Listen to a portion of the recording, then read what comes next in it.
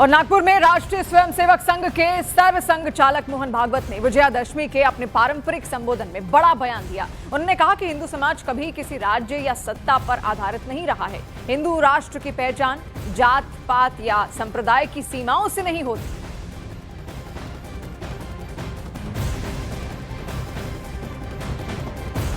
तो विजयादशमी का संबोधन था उनका। और देखिए, विजयादशमी के दिन ही स्थापित हुई थी आरएसएस, और ऐसे में ये पारंपरिक संबोधन मोहन भागवत का यहां पर रहा, जहां पर उन्होंने कई बातों का जिक्र किया। हिंदू राष्ट्र का मतलब समझाया, हिंदू समाज का पर्याय समझाया, और उन्होंने कहा कि हिंदू समाज कभी किसी राज्य या सत्ता पर आधारित नहीं रहा। हिंदू राष्ट्र की पहचान जात पात या संप्रदाय की सीमाओं से नहीं होती।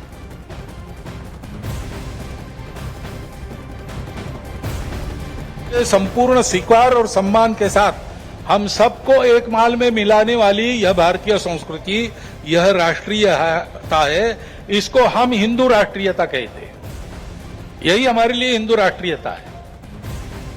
किसी को हिंदू शब्द से आपत्ति है, वो हिंदवी कहे, भारतीय कहे, आर्य कहे, जो कुछ है, ये सारे समानार्थी शब्द है, हम लोग जानते हैं। परंतु इस राष्ट्रीयता का स्पष्ट स्वरूप निर्देशित करने वाला एक ही शब्द हमको मिलता है, वो है हिंदू।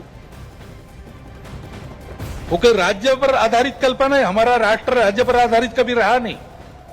हमारे यहां नेशन स्टेट की कल्पना नहीं है। हमारी यह संस्कृति राष्ट्र को बनाती है। राज्य आते जाते रहते हैं। राष्ट्र निरंतर विद्यमान रहा है। सनातन काल से अब तक ये हमारा प्राचीन हिंदू राष्ट्र है। इस अर्थ में हिंदू राष्ट्र है।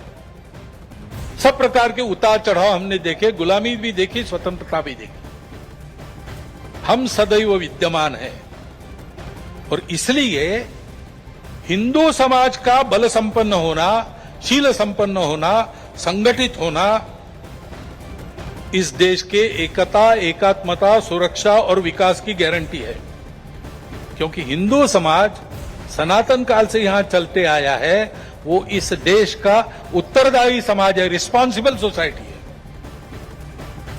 और मोहन भागवत ने अपने संबोधन में पड़ोसी देशों में मची उथल पुथल का भी जिक्र किया और कहा कि इस तरह की हिंसक क्रांति से कोई बदलाव नहीं आता।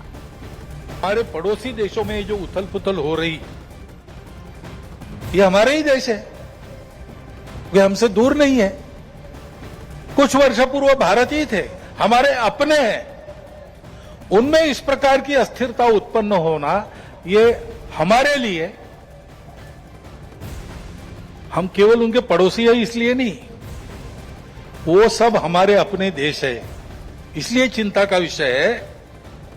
हितरक्षण से भी ज्यादा ये जो हमारा आत्मीयता का संबंध है, अपनेपन का संबंध है, उसके चलते ये चिंता होगी। और वही संबोधन की शुरुआत में ही मोहन भागवत ने पहलगाम हमले के बाद भारत के जवाबी हमले का जिक्र किया और कहा, एक तरफ सेना ने शौर्य दिखाया तो दूसरी तरफ समाज ने एकता की मिसाल दी। पिछले साल एक दुर्घटना पहलगाम की भी हुई। हमला हुआ सीमा पार के आतंकियों के द्वारा। 26 भारतीय नागरिकों की उनका धर्म पूछकर हत्या की।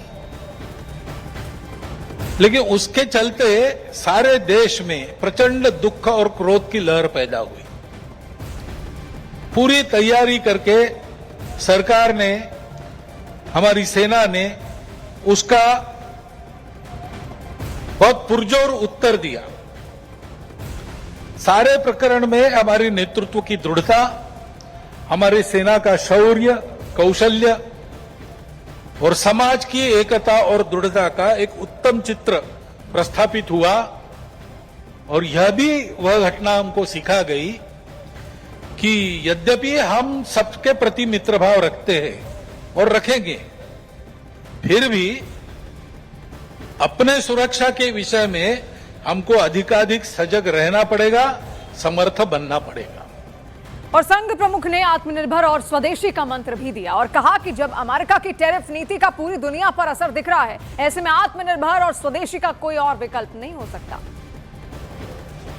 ये निर्भरता मजबूरी में न बदल जाए, क्योंकि वो कब बदलेगी, कैसे बदलेगी, उसका कोई पता नहीं।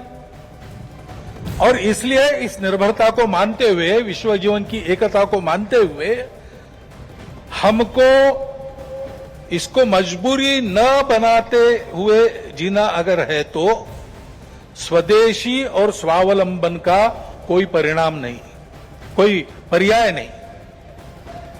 हमको आत्मनिर्भर होना पड़ेगा, स्वावलंबी जीवन जीना पड़ेगा, स्वदेशी का उपयोग करना पड़ेगा।